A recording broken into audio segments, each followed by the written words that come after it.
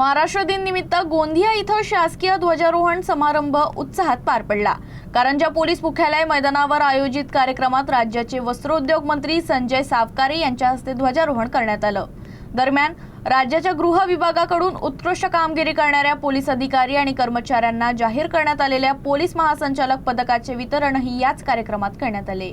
महाराष्ट्र राज्य स्थापनेच्या वर्धापन दिनानिमित्त आयोजित या समारंभात पोलीस दलाच्या पथसंचलनाने उपस्थितांचं लक्ष वेधलं।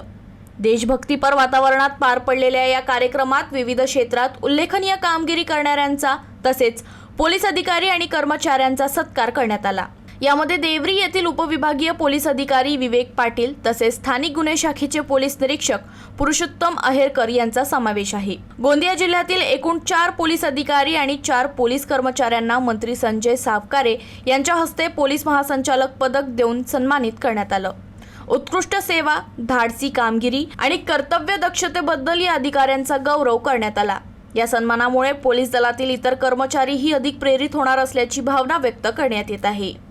सगळ्याच गोंदिया जिल्ह्यातील नागरिकांना सर्वात आधी महाराष्ट्र दिन, कामगार दिन आणि बौद्ध पौर्णिमेच्या खूप खूप शुभेच्छा देतो।